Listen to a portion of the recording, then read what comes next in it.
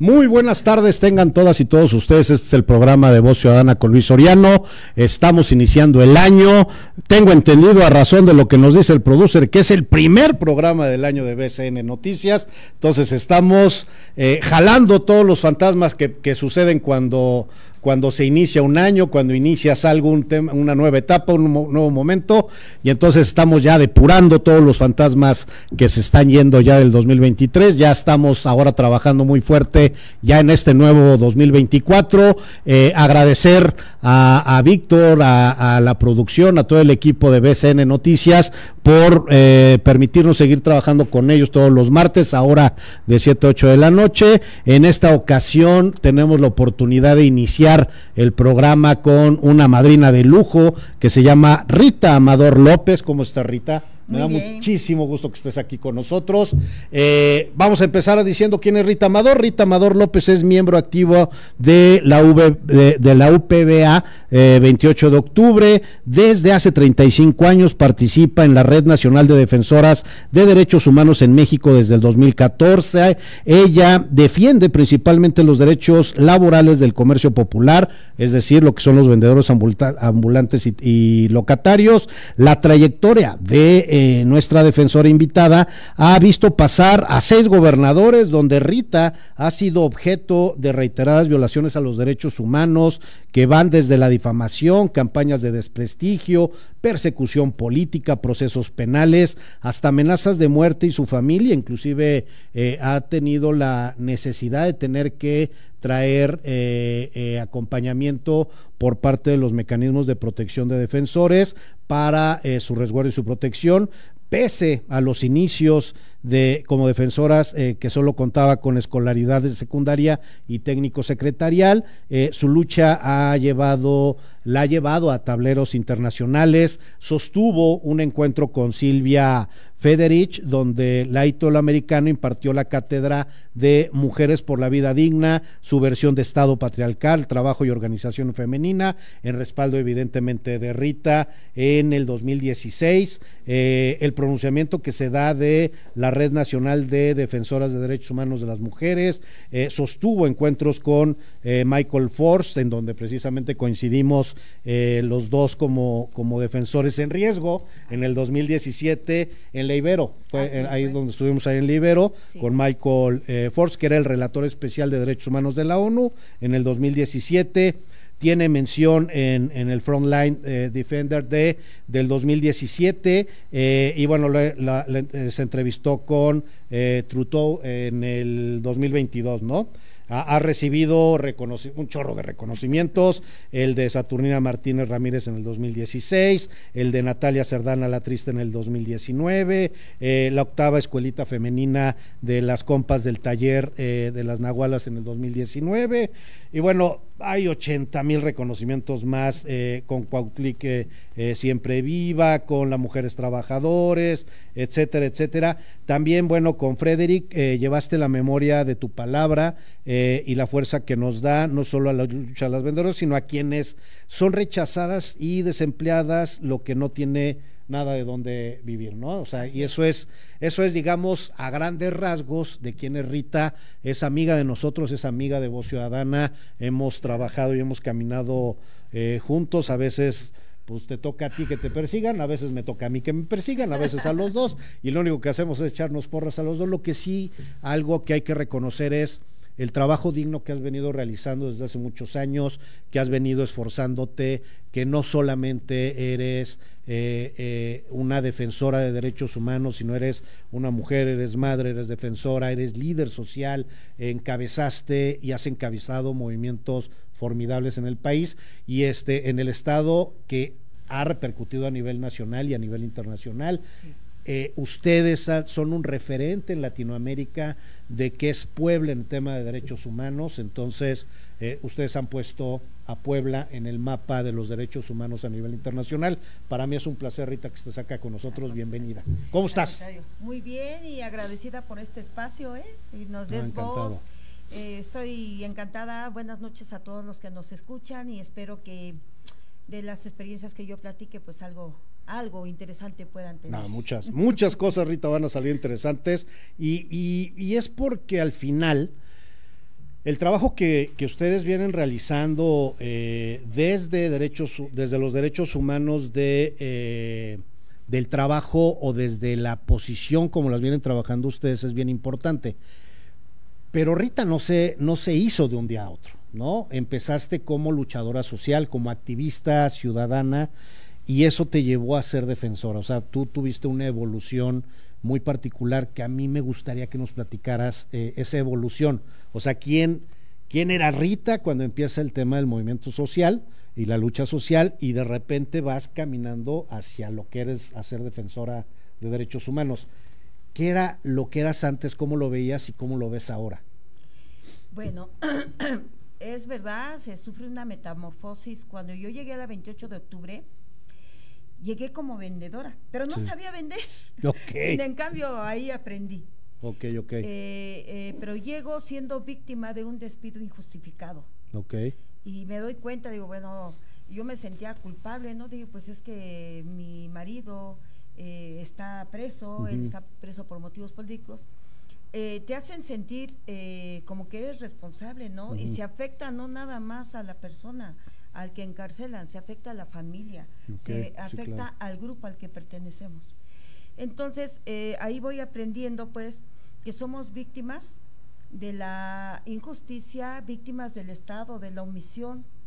Hay mucha omisión, a veces directamente el Estado es el que promueve, como en nuestro caso, las violaciones a los derechos humanos. Ahora, yo no sabía que era un derecho humano, pues, ¿qué es? Pues derechos humanos, todos nacemos con nuestros derechos, a los que no podemos renunciar. Pero cuando estos derechos van quedando plasmados ya en la ley, pues ya es donde va habiendo un cambio.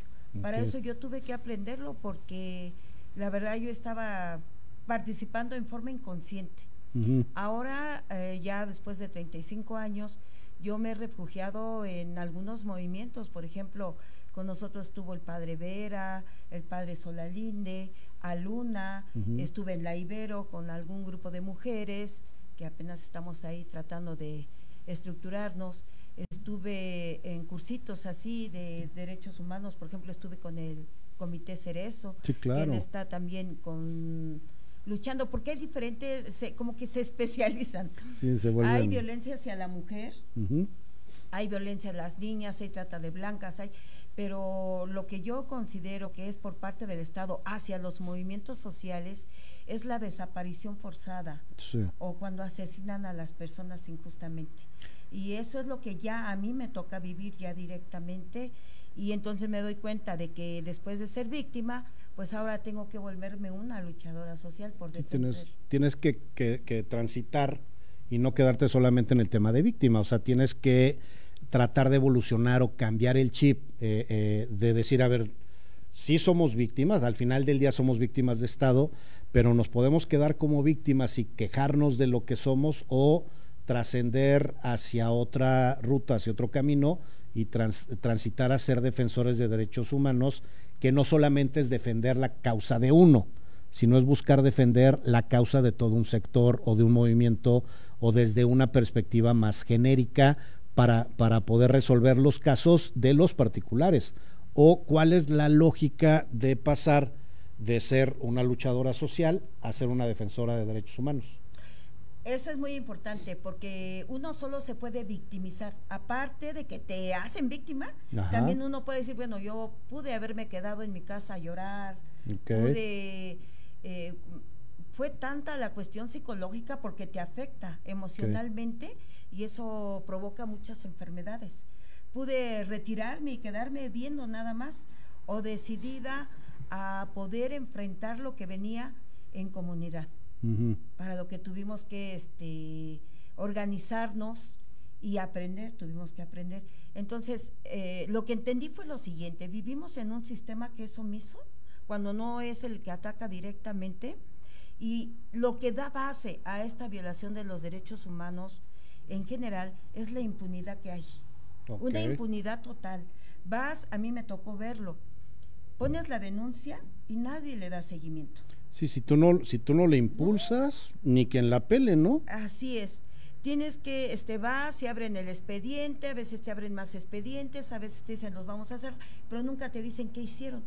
A mí me tocó ir a Derechos Humanos del Estado. Ok. Se abrió un expediente y hasta ahí. Ya se quedó. Y cuando fuimos, nos dice, no, pues ya lo vamos a cerrar. ¿Por qué pasó? Fue un visitador y no encontró elementos. ¿Y a dónde fue? ¿Con quién fue? ¿Qué fue lo que pasó? Entonces veo que sí hay instituciones oficiales, pero realmente no cumplen el trabajo para el que están. Ahora, una cuestión de derechos humanos no nomás es decir yo defiendo, tiene que haber acompañamiento jurídico, acompañamiento psicológico, acompañamiento médico, porque las víctimas sufrimos tal deterioro que la verdad afectamos a nuestra familia, se afecta a nuestros amigos, se afecta a nuestro entorno de trabajo. ¿Y quién lo resuelve? Y luego nos quedamos sin nosotros, dinero.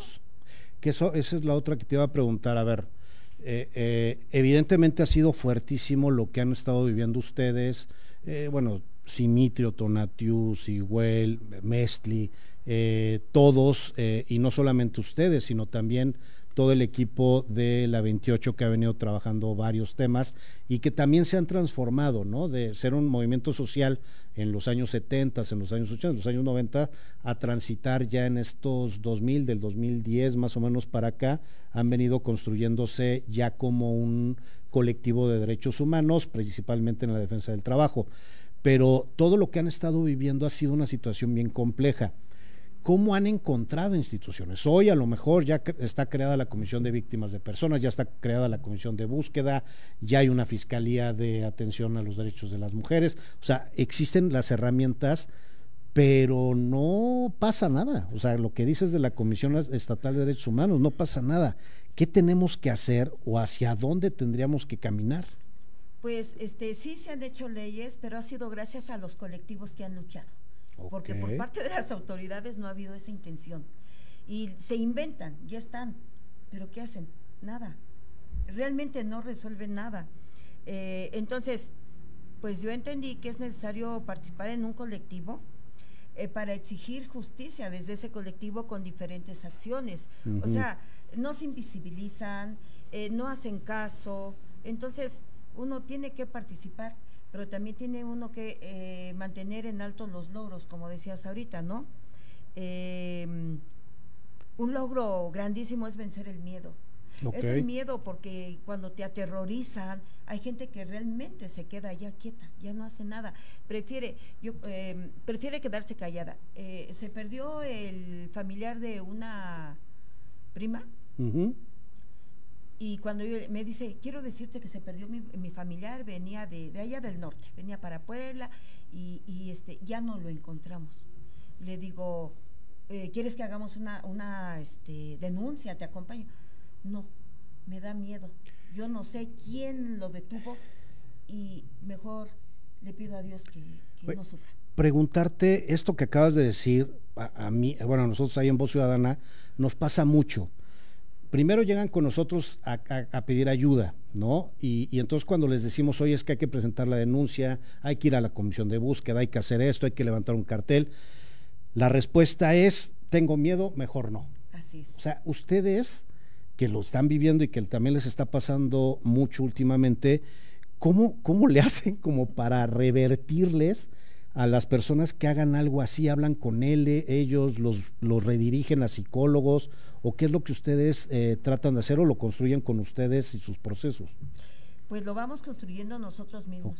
Yo te decía, por ejemplo, a mí me ayudó bastante Aluna, el comité de los hermanos Cerezo y la búsqueda, comité para búsqueda de los desaparecidos, y pues me di cuenta que alguien tiene que impulsar. Alguien tiene que jalar o alguien tiene que empujar a los demás. Ahora, por ejemplo, esta prima que yo te menciono, pues nunca hizo nada. Se quedó con su dolor. No sé ahorita cuál es la situación, nos dejamos de frecuentar, porque también eso sucede, como que se alejan de uno. Se rompe no, porque si yo estoy cerca de ella me va a pasar lo mismo. Mejor, y por ejemplo, yo tenía una hermana que ya falleció, le decía, oye, yo no tengo ya para mi teléfono, ¿puedo recibir una llamada? No, manita, discúlpame, pero mis hijos se espantan que les vaya a pasar algo. Eso es parte de lo que sucede cuando estamos en el tema de la lucha social o en el tema de los derechos humanos. no cuando estamos en el mundo light de los derechos humanos, ¿no? Cuando trabajas a lo mejor en la Comisión Estatal de Derechos Humanos y te dices defensor, y entonces ahí es bien bonito y todo el mundo te habla y te invita y estás. Pero cuando estás en el tema de la lucha social, que estás en riesgo de que te puedan perseguir, que estás en situaciones de riesgo, en donde inclusive hay amenazas, etcétera, etcétera, lo primero que se aleja o lo primero que provoca es el rompimiento al interior de la familia, ¿no? Y entonces estas redes de protección, de seguridad que normalmente tenemos desde que nacemos, se rompen, ¿no? La otra es el trabajo, la otra es los amigos, etcétera, etcétera. Y tienes que reconstruir la red con otras personas, ¿no? Sí. Que sean de la lucha. Y entonces ahí es donde de repente nos conocemos nosotros y de repente conocemos a Víctor, al titular del programa, y conocemos otros comentaristas y conocemos a unos más que nos permiten de repente poder dar voz, poder visibilizarnos y poder construir o deconstruir o reconstruirnos nuestro tejido social, ¿no? Así es. ¿Ustedes cómo enfrentan esto? Porque, digo, yo he vivido cosas gachas, pero lo que han vivido ustedes ha sido gachísimo. O sea, ¿cómo enfrentan ustedes? O cómo, más bien, la pregunta sería, ¿cómo podemos prevenir o advertir que esto puede pasar y que tenemos que estar preparados? Bueno, primero que nada es la comunicación. Tenemos que tener comunicación, tenemos que identificarnos, porque puede ser una violación, por ejemplo, hacia las mujeres, el machismo, sí. Pero cuando se refiere el derecho, no te permiten organizarte, manifestarte, protestar, eso ya es una cuestión es colectivo, es más colectivo. Y tenemos que ubicar nuestras necesidades. Sí, porque muchas veces sí, viene, pero a lo mejor y quiere que yo luche por él, no. Tienes que conocer el contexto en que estamos, en qué situación vivimos en el país, cuáles son las condiciones. Entonces, utilizábamos mucho los análisis de la situación del momento. Por ejemplo, ahorita se vienen las elecciones. También los compañeros tienen que saber, tienen que estar atentos, porque a la 28 de octubre normalmente nos han utilizado de caja de resonancia. Sí. Se pegan uno con otro y luego voltean y nos pegan a nosotros para acusarse mutuamente, y nosotros comenzamos a hacer marchas, y entonces es la 28 la problemática. Entonces, tenemos que conocer, primero, comunicarnos, ver nuestras necesidades y identificarnos para ver en qué coincidimos y cómo podemos luchar. O sea, hay que potencializar primero el tema del trabajo hacia el interior de los colectivos. Sí. ¿No? Sí. O sea, generar mecanismos de protección, de seguridad, de comunicación, etcétera. Así es. Pero también identificar a los agentes agresores y las coyunturas en los cuales se vuelven agentes agresores, ¿no? Así es, qué es lo que pasa, por qué pasa, qué preveemos, qué alternativas vamos a tener, cómo protegernos, cómo anticiparnos, se puede decir. Por ejemplo, el hecho de venir aquí, para mí es anticipar, anunciar que puede darse una situación contra nosotros nuevamente. Entonces, para nosotros es muy importante estas redes de apoyo que nos brindan ustedes, los comunicadores. Es importantísimo. Ahí es importante precisamente los momentos coyunturales. O sea, en este momento podemos hablar con tranquilidad, todavía no empiezan los procesos electorales, todavía por ejemplo, no hay la amenaza latente que a lo mejor en su momento podía haber existido, a lo mejor hoy baja un poco. Así es. Porque, bueno, la persona que había empezado que quería violentarlos ustedes, pues ya no está. El otro que los estuvo violentando, estuvo provocando su criminalización, anda de candidato ahorita por otro lado, ¿no? Sí. Ya hablo específicamente de Eduardo Rivera, o sea, anda de candidato a gobernador, y así varios más que andan ahorita en estas rutas. El tema es, la situación como está hoy, lo más importante es precisamente potencializar o evidenciar cómo están las cosas, ¿no? Así es. Para poderlas dar a conocer. Esa es la primera. La segunda sería las redes que ya habíamos platicado, en la coyuntura en la que estamos. El agente agresor no siempre es el mismo agente agresor en enero que en febrero, o en un momento determinado que en otro. Así es. Varía, eso también hay que analizarlo. Así es. Y yo creo que lo más importante, o ahí tú me vas a decir, Rita, si voy bien o voy mal. Cuando se van a meter a una lucha social, o sea, van a emprender algún activismo en particular, antes de emprenderlo, siéntense, platíquenlo con su equipo, con su colectivo, identifiquen qué es lo que pueden hacer, cuáles son las rutas más que pueden caminar en la ruta de los procesos de paz, o sea, como que analizar muy bien antes de dar el paso y no al calor del momento y que pueda terminar pues agarrándolos en curva, ¿no? Sin saber qué puede pasar, cuando se puede, porque hay veces que no se pueden, pero si pueden prever el escenario, es viable que se prevé o vámonos como... Mira, yo creo que debería de ser así, deberíamos de preverlo. Por ejemplo, llegas tú, me pides apoyo, pero es esto, la comunicación. Pero luego muchas veces es la emoción. Yo te conozco a ti de muchos años y sí, yo te apoyo. Pero no hicimos la investigación previa. ¿A quién estamos apoyando realmente? Claro. Entonces, ese es un problema que se está dando muchas organizaciones sociales. Bueno, yo no muchas. Yo me voy a referir a donde yo estoy. Algunas veces, olvida su historia. Sí, claro. Y acepta apoyar a mundo y medio. Y entonces al ratito ya tenemos problemas que realmente pudimos evitar al haber hecho todo este análisis que tú mencionas. Oye, ser defensora de derechos humanos, ¿qué significa ser defensora de derechos humanos, en tu caso? Para mí significa compromiso, ética, porque hay que ser solidaridad y tener valor, tener mucho valor, porque muchas veces, como mencionabas hace un momento, las amenazas no van para mí nada más, van hacia mis hijos. Por ejemplo, en el caso de Mesli, nunca nos esperamos lo que le iba a pasar a Mesli. Ella simplemente estaba en la oficina y la revictimizan cuando la asesinan. Y cuando vamos a derechos humanos, nos dicen, es que no encontramos argumentos para lo que ustedes mencionan. La justicia transicional no existe en Puebla. Entonces, ¿no? Simplemente vamos a cerrar el caso. Dijimos, no, no, ¿cómo lo van a cerrar si hemos estado pidiendo? Pero no hay una investigación. Sí. No hay una investigación. Entonces, en el movimiento en el que estoy, por ejemplo, llegó una compañía, te digo que ahí vemos, nuestro ambiente es muy explosivo, porque tenemos de todo, de todo. Sí. Estudiantes, profesionistas, amas de casa, jubilados, niños, mujeres, bueno, de todo. Llegó una compañera a pedir apoyo y su marido la quería matar, la amenazó con pistola, y ahí nos hizo favor Quetzali de acompañarla junto con otra compañera que ella sí es feminista. Y levantaron la denuncia y les dijeron, sí, está el expediente, es más, ¿quieres que te demos alojamiento en una casa de seguridad? Dice ella, no, yo nada más quiero que hablen con él y que no me amenace, y miren cómo vengo, llevaba la ropa ensangrentada. Le dicen que se vaya y que regrese unos días. A los pocos días llega ella, decir, es que volví a ir a mi casa, y dice, ¿pero usted quién es? Dice, es que aquí me dijeron que yo levanté mi denuncia, me dijeron, ya les dijo, y búsquense, no tenemos nada, desaparecieron el expediente. ¿Y tenía los acuses? No le quisieron dar nada. Entonces ella, mejor ya no quiero nada, mejor me voy de aquí, me voy de Puebla.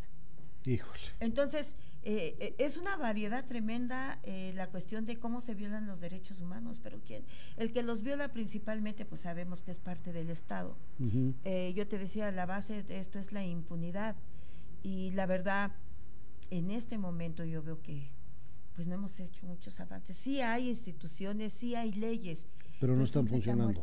Exactamente, o sea, se ha logrado, bueno, más vale tenerlas que necesitarlas y no tenerlas, ¿no? Así es, sí, aunque no estén funcionando, pero ya está la institución. Es más fácil echarlas a andar que crearlas, y vaya que nos ha tocado a nosotros caminar en la ruta de tener que crear este tipo de instituciones, y no es fácil crearlas, pero ya una vez creadas, pues es más fácil otro. Oye, a ver, hablabas mucho de ahorita precisamente que han tenido acercamientos o tienen plática con mucha gente, o sea, se les acerca mucha gente platica con ustedes.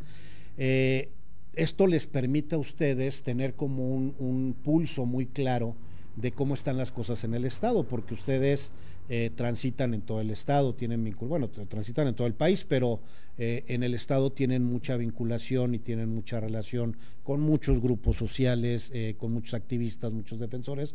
Pues finalmente nos acercamos a ustedes cuando somos defensores para ver y atender muchos temas donde no podemos nosotros, nos apoyan ustedes, donde ustedes no pueden, buscan el apoyo del cobijo con los colectivos especializados, ¿no? Sí. Que se van viendo. Ustedes, ¿qué ven? ¿Cómo ves el pulso? ¿Cómo estás sintiendo las cosas en materia de derechos humanos ahorita que está empezando el año 2024? ¿Cómo ves el estado en materia de derechos humanos a partir de las condiciones en las que estamos?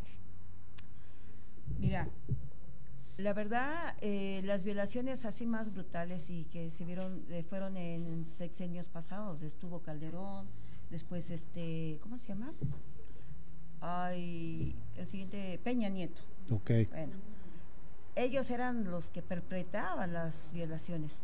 Actualmente, en este momento, yo veo que hay una omisión. Okay. Eso de que con cariñitos y abrazos y todo eso, pero no hay una actividad. No se han reparado, no se ha hecho nada en las violaciones pasadas ni en este momento. Okay, las que se han cometido. Así es. Entonces yo creo que los movimientos sociales sí se tienen que seguir preparando, tienen que seguirse organizando, porque la intención de estas violaciones es para desmovilizar al pueblo, para evitar que luche, para evitar que se defienda. Ahora te voy a decir, realmente como 28 de octubre no se tiene el contacto así de organización a organización, son contactos que hemos venido buscando nosotros en lo personal y lo vamos llevando hacia la 28 de octubre, por ejemplo en el caso de Mezcli, en el caso de Simitrio. En el caso de Mezcli, apenas el 13 de diciembre nos invitaron de parte de, hay una instancia de la ONU y nos explicó que toda la investigación que hizo la Fiscalía estuvo muy bien hecha. Y dijimos, sí, está bien. Entonces, ¿por qué liberaron al que la asesinó? Que ya había confesado que la había asesinado. Dice, bueno, es que a nosotros nos importaba ver cómo se venía desarrollando esa investigación. Sí, el proceso. El proceso. Y estuvo bien la investigación. Pues sí, estuvo muy bien, pero a final de cuentas liberaron al asesino. Y ahorita no hay justicia para ella. O en el caso de Simitrio, a Simitrio también lo reconoció, ay, no me acuerdo ahorita. Bueno, ¿Michael Foss? No, de derechos humanos, pero no recuerdo ahorita el nombre. Lo reconocen como un preso en conciencia. Exacto. Porque la 28 de octubre estaba siendo perseguida políticamente en aras de destruirla. Sí, el tema era ese, ¿no? Así. O sea, ya lograron, eso es bien interesante, o sea, la gente tiene que saber que tienen varios años todo su equipo legal tratando de acreditar precisamente que la 28 de octubre lo que se estaba buscando era destruir la estructura, desde Simitrio y todas las estructuras que representan. Y una forma era acreditando que Simitrio a nivel internacional se le reconociera como un preso en conciencia. ¿Se ha reconocido entonces estos dos puntos de que Simitrio es un preso en conciencia y que se le persiguió a la 28 para ser destruida? Sí. Eso es fue formidable. Creo que en el 18, en el 17-18 lo consiguieron, bueno, estuvo ahí Tonatiuh, Porras y el comité Cerezo. Les digo que tal vez un comité, tal vez es chiquito, ¿verdad? Porque me han dicho somos pequeños, pero la verdad lograron eso. Fue un éxito. Eso es y aparte es algo que puede avalar y que les puede permitir seguir caminando en la ruta de la dignificación de los derechos humanos. O sea, no es cualquier cosa lo que sucedió, ¿eh? No, claro. Te digo, entonces 13 de diciembre estuvimos en México, ahí nos dieron un informe, ahí sí hay informe por escrito, y también lo que hicieron sobre la investigación me dijo Tonatiuh, de 100 y tantos, fueron 9 casos los que trataron, y entre los 9 casos a nivel nacional fue el de Mezcli el que estuvo tratado ahí. Eso es bien importante, ¿no? Sí. Bien importante. Oye, ¿Tú cómo ves el tema de desaparición forzada, el tema de feminicidios o violencia contra el tema de género, la tensión o la falta de justicia, la inexistencia de la justicia transicional? O sea, de todos los temas que tú has analizado, que has estado viendo con el colectivo, ¿qué estás viendo tú que pueda pasar o que pueda venir en este año? Pues sí, se me hace una situación grave por lo que acabo de comentar. Hay una omisión total. Ok. Entonces, son los movimientos sociales los que debemos de unificarnos, comentar y buscar estrategias, prevenirnos. Porque sí, el movimiento social hay que reconocer que también ha estado ya muy disminuido. Sí, sea como dormido, sí, ¿no? Como que están anestesiados. Sí. Sí, pero en todo el país sí están anestesiados, ¿no? Sí, sí, es a nivel nacional. Pero vemos que la participación de la policía, de estos que dicen que no son militares, la Guardia Nacional, entonces es grave la situación de las desapariciones. El que no haya un informe por escrito de las investigaciones que están haciendo es grave. Claro. ¿Qué hicieron, por ejemplo, el consejo a nivel nacional de la Comisión Nacional de Derechos Humanos? Le renunciaron y ahí claramente dijeron es que hay compromisos que no responden a los intereses. O sea, los consejeros de Ciudadanos, ¿no? De la Comisión Nacional. ¿Y qué dijo la señora en la respuesta que dan? Bueno, pues de por sí ni trabajaban. O sea, no era que trabajaran, era que estaban dando una opinión. ¿Qué pasó en la ONU? Porque esto es a nivel mundial. Lo que esto es lo que hay que visibilizar. No se trata de un conflicto local, ¿no? O nacional.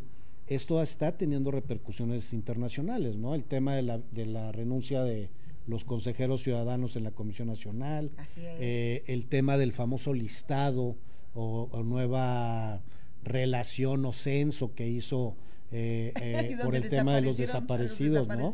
Que de 120,000 resulta que son 12,000, y ahorita ya con el jalón de orejas que a nivel internacional se dio, ahora ya son 90,000, pero sigue habiendo muchas omisiones, cuando en realidad se dice que no son 120, sino son 400,000 desaparecidos. O sea, es todo un tema el que se está viviendo, ¿no? A nivel nacional. En Puebla, esta omisión que comentas también es vigente, pero en Puebla también vivimos escenarios diferentes de lo que vivíamos en estas fechas, hace un año, más bien en diciembre de hace un año, a el diciembre de este año. ¿O tú lo ves igual o cómo ves tú las cosas? Ahorita como dices, como que está todo anestesiado, ¿no? Como que hay una calma chicha. Como que tenemos que estar a la expectativa. Sí, porque estamos todo tranquilito, como, ay, ¿de veras? No, yo no me la creo, digo yo, ¿de veras qué está pasando? Entonces, pues los movimientos sociales tienen que dedicarse a hacer su trabajo, a analizar la situación, los verdaderos movimientos sociales, los que sí están defendiendo, porque hay movimientos que realmente pues son, yo les digo, cómplices, ¿no? Sí, trabajan para el Estado, ¿no? Así o sea, son creados y trabajan para el Estado, ¿no? Así es. Oye, esto que comentas, de a lo mejor esta calma o este silencio que existe, también ha motivado que a lo mejor, es que no quería yo referirme, pero a ver, Luis Miguel Barbosa exacerbó, violentó el Estado horrible, y de repente había violencia innecesaria en el Estado. Llega Salomón, Sergio Salomón, y esto que dices como que se asienta un poquito todo, pero es como el tema de, ay, podemos respirar, porque nos traían en jaque con Luis Miguel Barbosa. Eso a lo mejor puede ser también el tema de decir, a ver, espérame, o sea, ya pasó este año es de elecciones, este es un año en donde ¿qué tenemos que buscar? Porque manejaba mucho el secretario general de la ONU, Guterres, que es el año de la unidad, ¿no? Que tendríamos que empezar a caminar en esa ruta. Tú sí lo ves así, los movimientos sociales en Puebla tendríamos que empezar a buscar la unidad, en torno a quién, o cómo le tendríamos que hacer, o tú cómo lo ves. Pues, bueno, ya creo que ya hace ratito lo comenté, tenemos que dialogar con los movimientos, porque sí hay intentos, hay intentos de movimientos de articular, y ver en qué coincidimos. O sea, no es en torno a una persona, sino en torno a las demandas que tengamos y coincidamos en ellas. Okay. Es en torno a eso, porque cuando estás en torno a una persona, esa persona llega a defraudar, ¿no? En cambio, sabes las condiciones, sabes las demandas reales que tienes, y en esas coincidimos, es sobre lo que vamos a hacer los planes de actividad. Okay. ¿Qué puede hacerse? Una marcha, un meeting, una conferencia de prensa, tantas cosas para volver a reposicionarnos. Así es. Oye, precisamente ahorita con lo que yo me acuerdo, cuando Simitrio, Sinué, todos ellos estaban en la cárcel, y que estaban en la cárcel muchas compañeras y compañeros, todos confluíamos alrededor de Rita y de Tonatiuh. O sea, como que era con los que llegábamos en serio, ya a ver, nos está pasando esto a nosotros, hablábamos con ustedes, platicábamos, se empezó a construir, se había empezado a construir el comité de presos y perseguidos políticos con Caro, con muchas personas, con Porras y varios más, sí, que se empezaron a construir esto, pero empezamos a generar un tejido muy bueno en esos momentos, que también fue momentos muy complejos para todas y para todos.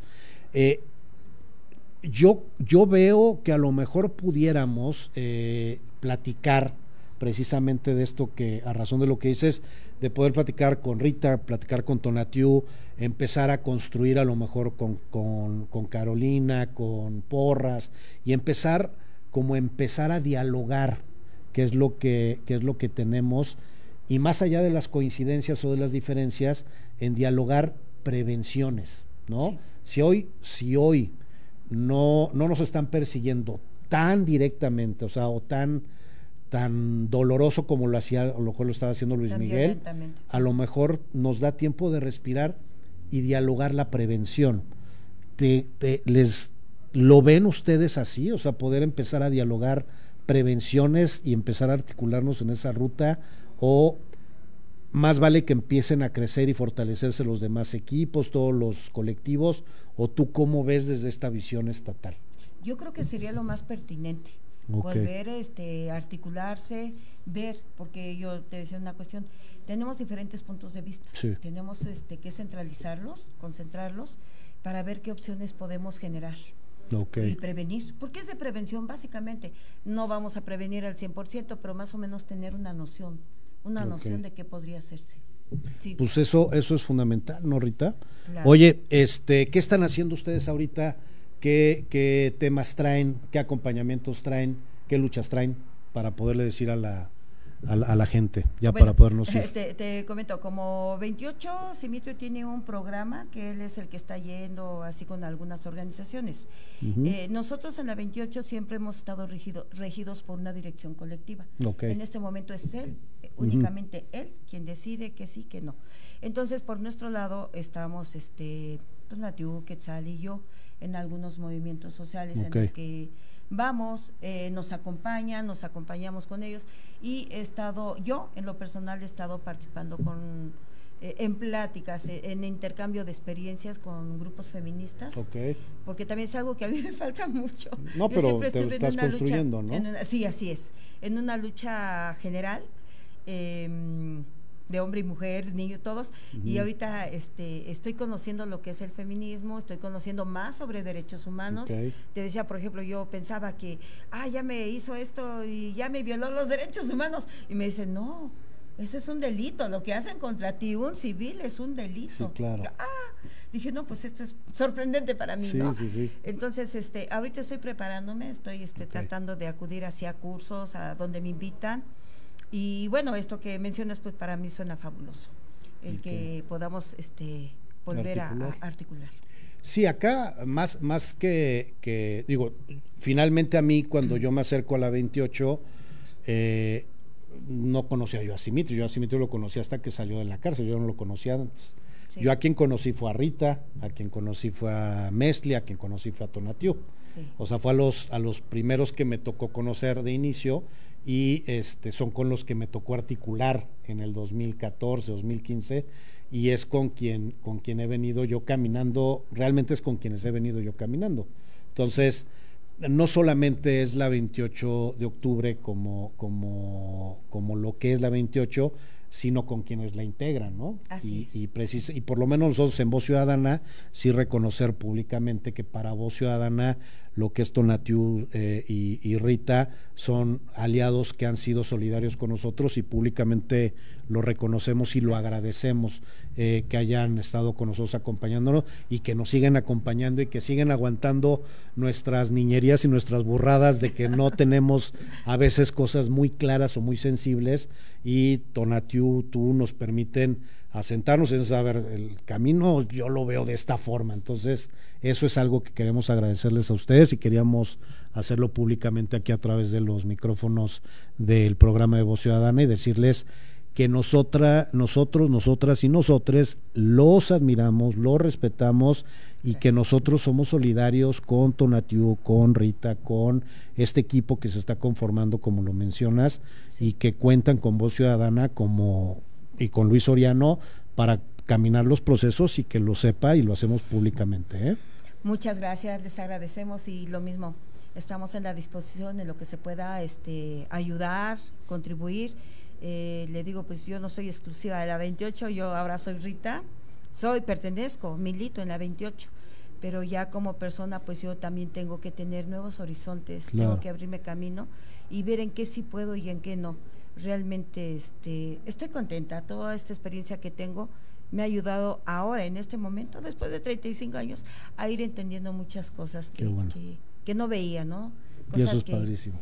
Llegas a normalizar tanto la violencia, porque eso le han dicho a mis hijos y a mí, pero es que ustedes platican lo que les pasó con tanta naturalidad. Porque ya lo han dicho muchas veces, ya lo han asimilado, ¿no? Ya lo vivimos, ya lo platicamos, lo volvimos a vivir, porque ya son 2 veces, en que tratan de destruir, tratan de destruir, con violencia, con encarcelados, con muertos, a la 28 de octubre. Y hemos tenido con paz como ahorita, con relativa tranquilidad. Digo relativa porque en su momento Simito tendrá que hacer las denuncias de lo que él considera. Sí, claro, claro.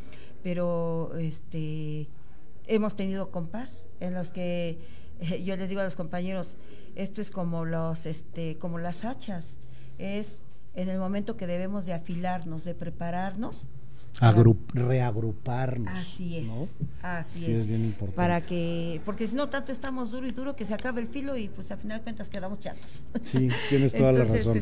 Pues sí. Oye, Rita, muchísimas gracias por haber aceptado estar con nosotros, muchísimas gracias por ser la primera invitada del programa de Voz Ciudadana del año 2024, que yo estoy seguro que va a ser un muy buen año para todas y para todos los movimientos sociales, y en lo personal para ustedes, para ti, para Tona, para todas y para todos los que están trabajando en la ruta de los derechos humanos. Yo espero que podamos caminar en un tema de paz, así como dices, el impas que fue el año pasado. Esperemos que este impas también se mantenga a pesar de las elecciones. Sí. Y pues Rita, muchísimas gracias por estar acá con nosotros. Muchas gracias. Agradezco muchísimo que hayas aceptado, y bueno, para todas y para todos ustedes es un honor y un placer haber estado aquí en el programa de Voz Ciudadana, el primero del año. Estamos ya en la 8ª temporada de Voz Ciudadana por los Derechos Humanos, y lo único que me resta es decirles a todos ustedes, sean felices. Adiós. Adiós, adiós, adiós.